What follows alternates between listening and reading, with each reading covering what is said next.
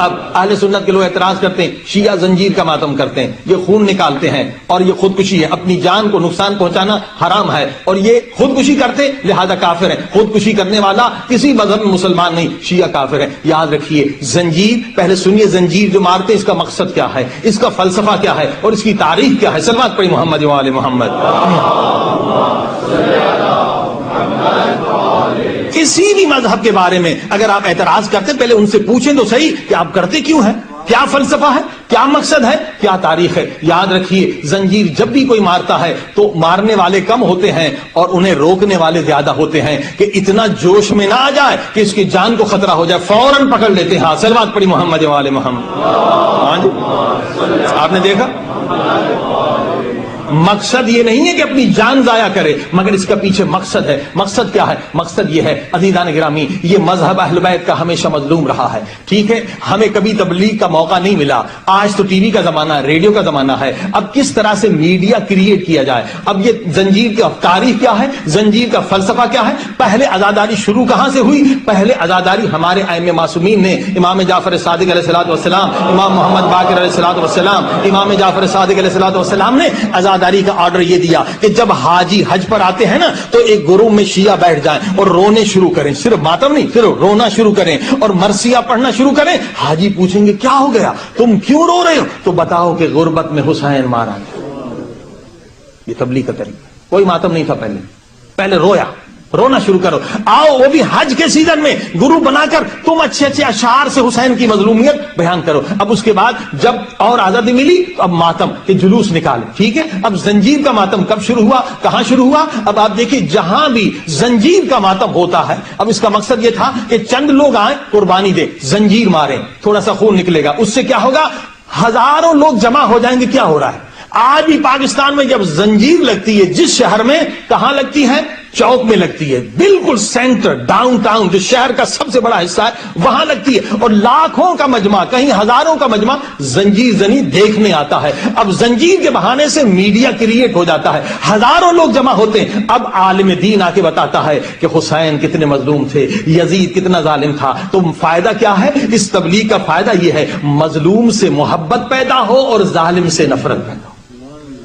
اب آپ نے دیکھا اگر ہم تھوڑا سا خون نکال دیں اور اس سے اتنا بڑا فائدہ حاصل کر لیں کہ لاکھوں، اس زمانے میں ٹی وی تو نہیں تھا، اس زمانے میں ریڈیو تو نہیں تھا، لاکھوں ہزاروں لوگوں تک میسج چلا جائے کہ ظالم سے نفرت کرو اور مظلوم سے محبت کرو، اور جہاں جہاں ظلم دیکھو، جہاں جہاں شمر صفت انسان دیکھو، جہاں جہاں ابن سعد صفت انسان دیکھو، اس سے نفرت کرو۔ جس نے 6 مہینے کے بچے پر رحم نہیں کیا، جس نے 4 برس کی سکینہ پر رحم نہیں کیا، تو کیا ہوگا؟ آپ کی تبلیغ ہو جائے گی۔ عزیزان گرامی یہ مقصد تھا، لیکن دیکھیے جب مقصد ہم بھی نہیں سمجھیں گے تو ممکن ہے ہمیں کہیں اور ہٹایا جائے۔ اب زنجیر ہم نے بھی بچپن میں زنجیر ماری ہے، زنجیر مارنا کوئی گناہ نہیں ہے، لیکن یاد رکھیے زنجیر کا مقصد پہلے سمجھیں، زنجیر کا مقصد کیا ہے، زنجیر کی فلسفی کیا ہے اور زنجیر کی تاریخ کیا ہے۔ یہ ہے زنجیر کی تاریخ۔ اب جب بھی ہم مارتے تھے بچپن میں، یاد ہے چھوٹی زنجیریں تھی، اب 8-10 سالوں میں اتنے بڑے خنجر جتنی زنجیر بننے لگے۔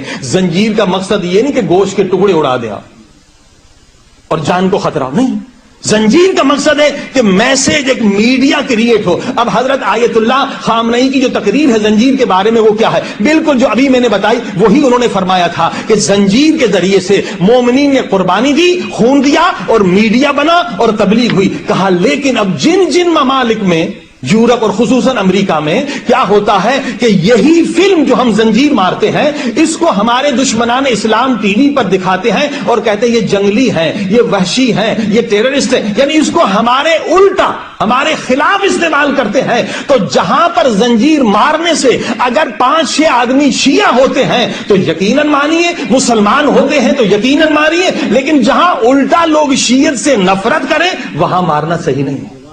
فرمائے یہ حضرت آیت اللہ خامنئی کی تقریر ہے۔ اب جو لوگ مقصد کو نہیں سمجھتے وہ سمجھتے وہ دین یہی زنجیر مارنا ہے، نہیں عزیزان گرامی، زنجیر کا مقصد ہے تبلیغ، اور یاد رکھیے زنجیر کا مقصد ہے کہ آپ وہاں پر مارے، سرے عام مارے، نہ کہ بند کمروں میں مارے۔ بند کمرے میں مارنے کا تو فائدہ نہیں. زنجیر پاکستان میں جہاں بھی لگتی ہے سڑک پہ لگتی ہے اور مین روڈ پہ لگتی ہے کہ اگر ہم خون کی قربانی دیں تو 4 5 8 10 لوگ کم سے کم متوجہ ہو جائیں, ان کے دل میں رحم آ جائے. اب یہ جب مقصد کو انسان نہیں سمجھتا تو الٹا کر دیتا ہے کہ جو عبادت سڑک پہ کرنی ہے وہ بند کمرے میں کرتا ہے, اور جو بند کمرے میں کرنی ہے وہ سڑک پہ کرنے لگتا ہے. بات پڑھی محمد و آل محمد.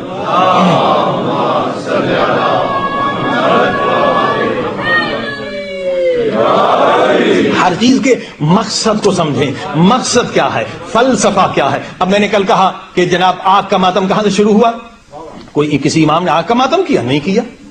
تو کیوں ہوا شروع؟ اس کی ہسٹری ہے.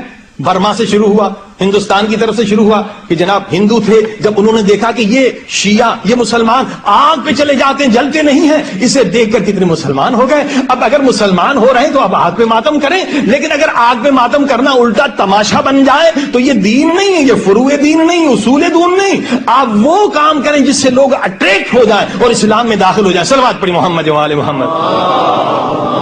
ٹھیک ہے. لہذا حضرت آیت اللہ نے یہی کہا کہ اگر آپ زنجیر مارنے سے چند لوگوں کو مسلمان بناتے ہیں آپ ماریے, لیکن اگر وہاں پر زنجیر کامیاب نہیں تو کوئی اور طریقہ استعمال کریں جس سے لوگ اٹریکٹ ہو جائیں,